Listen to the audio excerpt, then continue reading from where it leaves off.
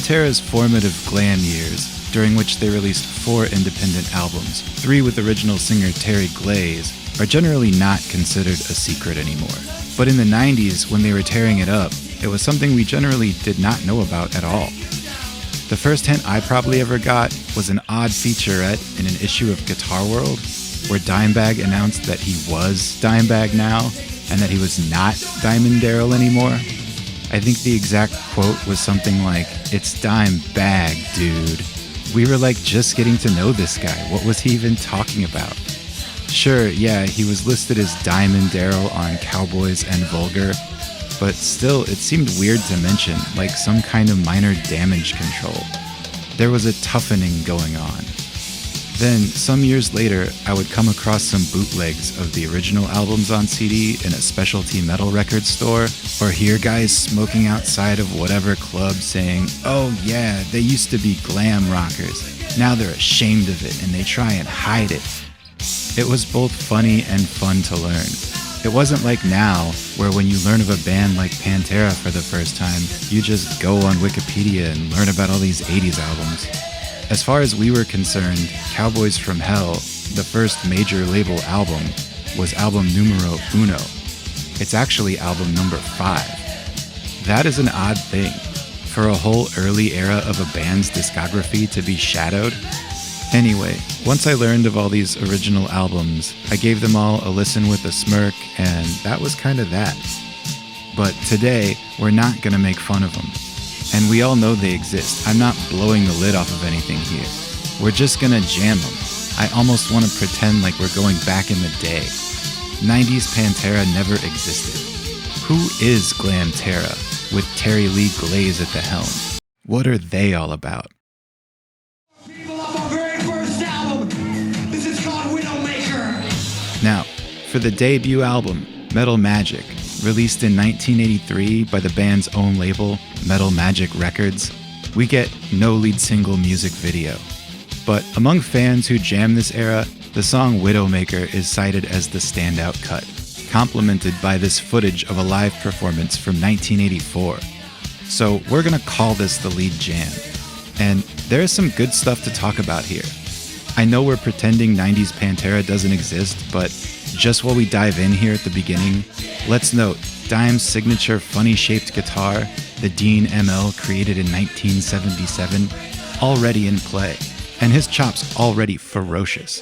The solo here has full dive bomb, whammy bar theatrics, and smooth yet visceral shredding.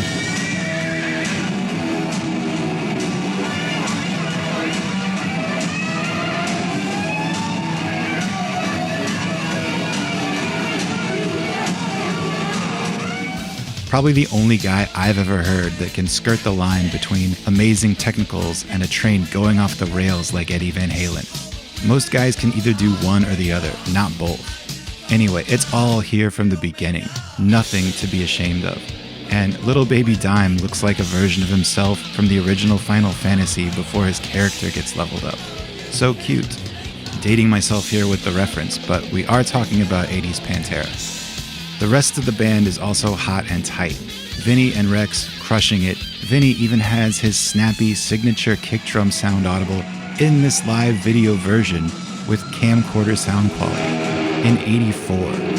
And Terry Glaze is as charismatic a lead singer and frontman amidst these young dynamos. He looks great. He sounds great. Sure, he's doing some high-pitched 80s screeches, but that's what even the toughest bands did back then. It worked for Rob Halford, so step off. The song has an infectious riff and good groove. Who's known for that? Oh right, some band from the 90s where pretending doesn't exist. And the lyrics are about a hot, dangerous woman. I googled the definition of Widowmaker for kicks and it says, a thing with the potential to kill men. Awesome. And yes, of course, the spider too. So that's the hot jam Widowmaker from the debut Pantera album Metal Magic.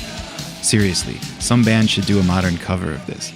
We're just out of the gates and things from an 80s perspective are pretty good. Now, for 1984's Projects in the Jungle album, we do get a music video for the song All Over Tonight. Already, from a standpoint of writing and arrangement, the band has progressed. There's a lot more songwriting trickery going on here. The parts shift and turn like moving machinery, from heavy riffing, downshifting to cleaner picking verse guitars, mellowing things out a touch, just so the chorus can ramp up even harder and hit with even more intensity. Terry also is working into higher overall registers with his vocals and pushing his voice and learning to drive it more like a fast car firing on all cylinders. Also, the guitars on this song are tuned down a full step to D. Widowmaker was just standard tuning, but the chunking guitar riff here was just too dirty and grinding sounding to be E. And sure enough, it isn't. Now, guitarists have been down tuning as long as there have been guitars, but I was surprised a band rocking the glam metal scene would be doing it. A sure sign of the heavier influences like Black Sabbath being in the mix. And a somewhat unique identifier within glam to me, though I know some other bands like Rat would do it. Guitar heads, how common is down tuning in glam, especially a full step versus a half step? I'm sure while it sounded tougher, it also helped Terry Glaze hit those high notes.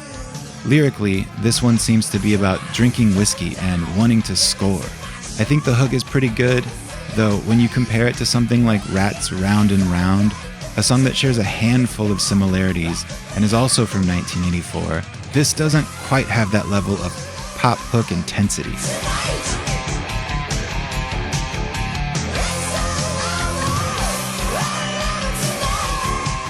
But it rocks harder and would absolutely sound and feel perfect blasting out of a Camaro driving down the Sunset Strip with the windows down in the summer, or wherever else you want to place this visual for that matter.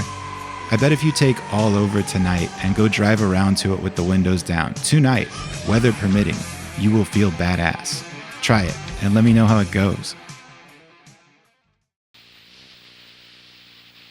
Terry Glaze's Pantera culminates in 1985 with the album I Am the Night and this single, Hot and Heavy.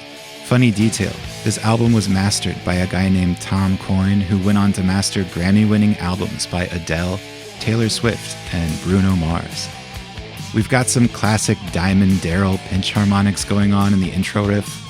This song is also about wanting to score, but the way the chorus works chanting hot and heavy, it's also selling the sound and attitude of this version of Pantera. It's a whole vibe, right? Hot, heavy. And as such, even though this is glam era Pantera, this song, and all of these singles for that matter, are not sugary pop metal, really in any way. They may look more like Motley Crue or Poison, but the first bands that come to mind when I hear hot and heavy are Accept, Quiet Riot, maybe the Scorpions when they're at their most rocking. Like, for real, Balls to the Wall, Bang Your Head, Rock You Like a Hurricane, hot and heavy. If we're calling this glam metal, which I think it definitely is, let's note that this is glam metal.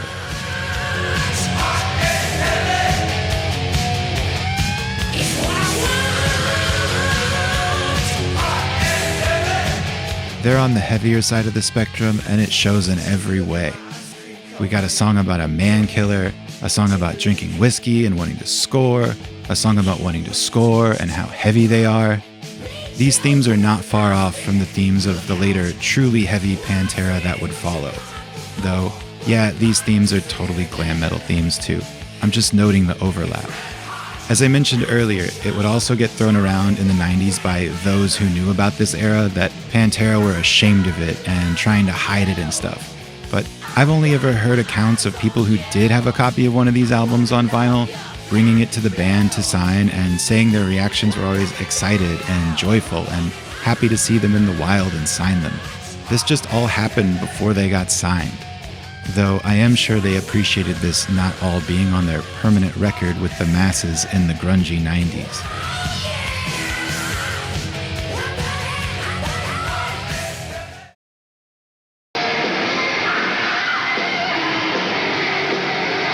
After I Am the Night, Terry Glaze left the band, reportedly because he wanted to keep going in the glam direction and the rest of the band wanted to shift into heavier gears. They enlisted Phil Anselmo, did a record in 1988 called Power Metal that serves as the bridge between where we leave off here and where things truly begin in 1990 with the major label debut Cowboys from Hell. The rest, as they say, is history, but Glamterra as its own thing is a fun and magical thing. To be honest, there's plenty of days lately where I'd take Glamterra over Pantera. I don't own a Camaro, but if I did... In fact, if we're gonna dream here, screw a Camaro, give me a Pontiac Firebird.